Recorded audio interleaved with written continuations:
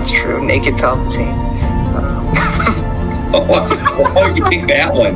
Fresh out of the clone tank, nude Palpatine is my Well, that's the first thing I think of when you say Dark Empire Palpatine.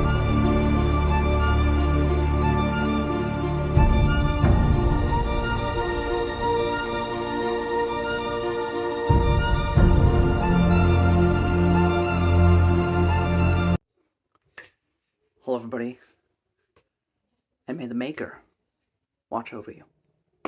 If that's even true. Fen Harel, Dreadwolf, all those things. Elven lore, human lore, dwarf lore, what's true, what's false. How do we know? Welcome back to Dragon Age with the Masked Empire by Patrick Weebs. Weebs or Weeks, something like that. This is the first novel within the Dragon Age setting that does not have David Geiger, who's one of the lead writers of the first two games. This is a new person. Orlais has always been talked about. Dragon Age 2, I think there was a DLC or something where we got to go to an estate in Orlais.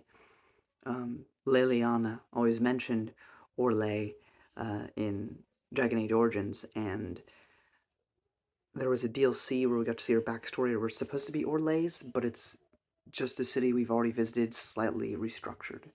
So not really. So you never really got a look at what Orlais was like. We got lore about it, we got, stories about it, kind of, but we never got to see it. And you technically don't get to see it in this, but it is described here. We get to, experience the story set within Orlais. And in the next game, Dragon Age Inquisition, we will actually get to see a bit of Orlais. So we see the Empress of Orlais, because there's different places. There's Deventer, which is full of magicians who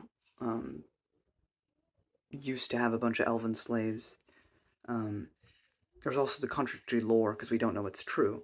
I know Dragon Age Inquisition gets to it, but if we go in chronological order, there's a lot of conflicting reports as to the nature of reality in the world. Is everything secular? Is there no such thing as God?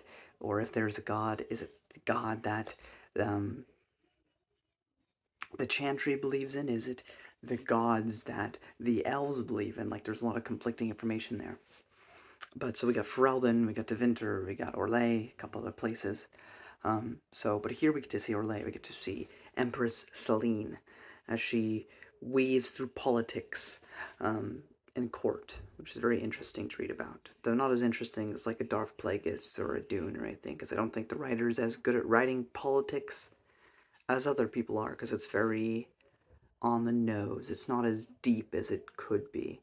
I also feel like most of the people in the story who are supposed to be in like their 30s and older don't really feel their age. They feel younger, but I think this is a problem in most Dragon Age novels outside of a few characters.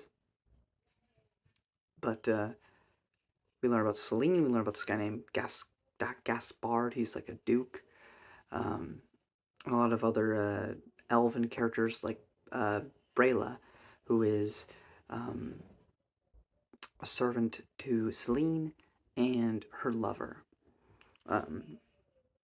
And she's got her whole thing with the Dalish and everything, and it becomes a whole political game that eventually leads into a little bit of a action-y conflict that ultimately resolves in not too much changing. The status quo kind of goes back to not the same, but by the end, Selene is still in charge, because she has to, because we're going to meet her in the next game. But it did give a lot of insight into these characters, which will make seeing them in game. There's certain decisions you have to make in the game.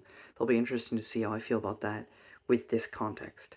One thing I appreciate is that the villain, if you can really call him a villain, Gaspard, he wants to become the emperor and is trying to politically maneuver to make that happen.